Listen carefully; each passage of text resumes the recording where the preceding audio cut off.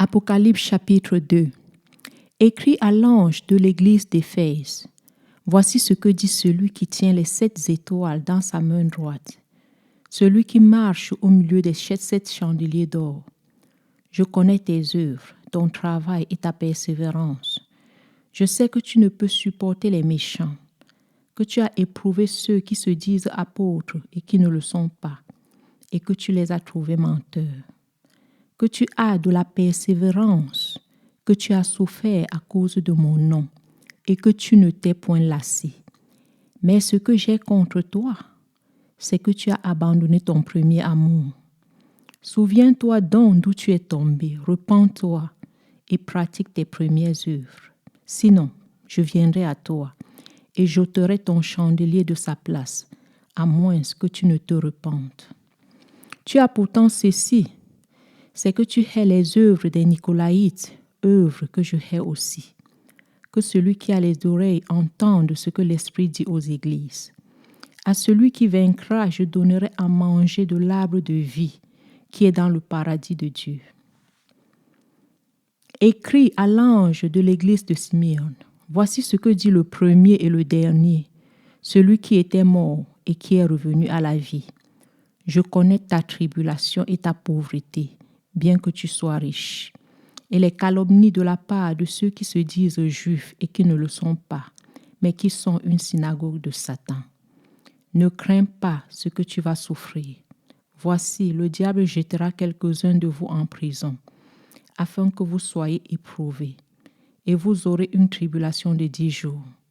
Sois fidèle jusqu'à la mort, et je te donnerai la couronne de vie. Que celui qui a des oreilles entende ce que l'Esprit dit aux églises. Celui qui vaincra n'aura pas à souffrir la seconde mort. Écrit à l'ange de l'église de Pergame. Voici ce que dit celui qui a l'épée aiguë à 2 tranchants. Je sais où tu demeures, je sais que là est le trône de Satan.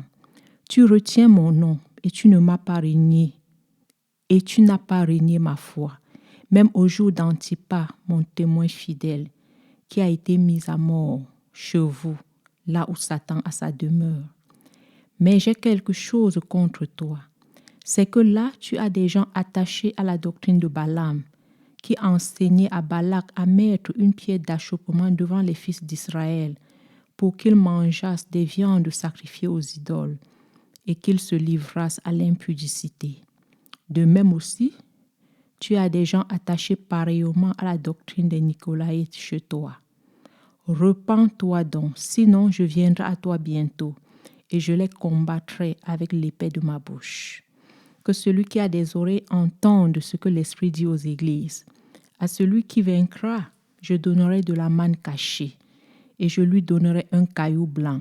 Et sur ce caillou est écrit un nom nouveau que personne ne connaît, si ce n'est celui qui le reçoit. Écrit à l'ange de l'église de Thyatire. Voici ce que dit le Fils de Dieu, celui qui a les yeux comme une flamme de feu et dont les pieds sont semblables à de l'airain ardent. Je connais tes œuvres, ton amour, ta foi, ton fidèle service, ta constance et tes 2 dernières œuvres plus nombreuses que les premières. Mais ce que j'ai contre toi, c'est que tu laisses la femme Jézabel, qui se dit prophétesse, enseigner et séduire mes serviteurs pour qu'ils se livrent à l'impudicité et qu'ils mangent des viandes sacrifiées aux idoles.